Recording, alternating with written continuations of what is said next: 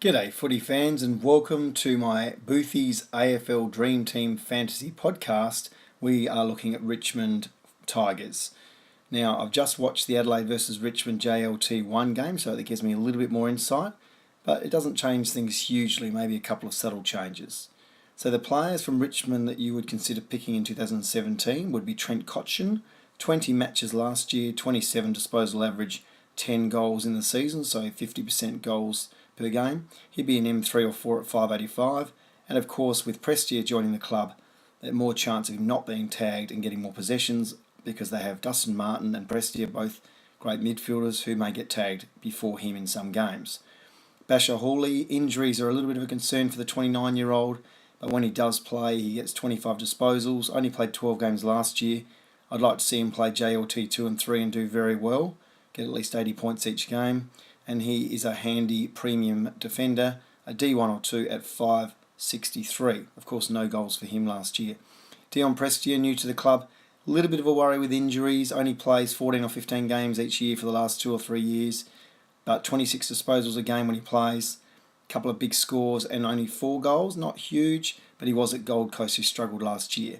At 561 though, possibly an M4, he is a ball winner and obviously he's at a new club. Josh Caddy can be picked as a midfielder 5 or forward 2 at 517.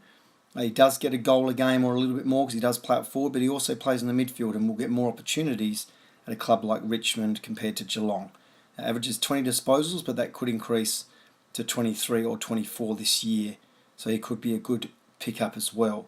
Nan Curvis, a good chance he'll be the number 1 ruck, particularly after the way he played today in JLT1. Scored 85 points, which was great. Admittedly, it was against Riley O'Brien in the second half rather than Jacobs, who had a little niggle. So not against an experienced ruckman, but does go forward and kick goals here and there. Will get his possession count from 10 up towards 15 even, being the first ruckman. And obviously only 8 games last year at Sydney, but a lot of good games in the AFL last year. And at Richmond, with Hampson being injury prone and Marich being on his last legs, he's a good chance to be the first ruck, and he could well average 80. So a great pickup at 365 as an R2 or F4, because he is dual position being a ruck forward, which is very, very handy. If you like Daniel Rioli's pace, because he is pacey, does try and tackle a lot because he is quick and does catch up to you, then pick Daniel Rioli. I mean, he's a second-year special. There are not many second-year players I recommend in this Dream Team scenario, but the ones who play 18 games or more, and there's a small handful of those from last year, Daniel Rioli is one of them. You could pick him up. He averages 10 disposals, but that will probably go to 13 or 14 this year.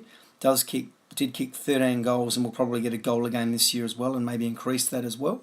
So at 297 as a forward F4 or 5, if you like your quick players who tackle a bit, then Daniel Rioli is a second-year special. Won't get huge scores, but he might get his average up to 65 or 70 this year. And the other one for a cheap option is Dan Butler. And on the back of being the 3rd year on the list, so he's had a couple of pre-seasons now, he's into his 3rd year, as I said. He's a 150 forward, so you can pick him up as F6 or on the bench at F7 or 8 even. And that's Daniel Butler, who in JLT1 earlier tonight got 17 disposals, looked very sharp, and as a sort of half forward or small forward, he could well get a game, and if he does in round 1, he could average 60, 65 points, and of course at 150 as a forward, you have to put him in your team if he's playing and looking good throughout the JLT series. A couple of players to look out for if they go down in value throughout the first handful of rounds of the season, or maybe after Richmond has their bye, and that's Brandon Ellis, who is perennially consistent at getting possessions between up to 25 possessions a game.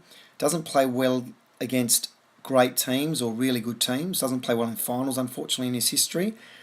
But if Richmond have a soft part of their draw, shall I say, against teams who have injuries or aren't travelling too well, he might be a possible upgrade target later in the year, particularly if he goes down in price and becomes, around the $500,000 mark to buy, which their prices will change throughout the season. And Dustin Martin, of course, an absolute gun, but very, very expensive. If you want to spend the money on him, go for it. But I'd be waiting and seeing if he can get his price down to below 600 and then get on board Dustin Martin, particularly after Richmond's bye. Don't forget to subscribe to my podcasts or like me, and I'll look forward to speaking to you soon. Bye for now.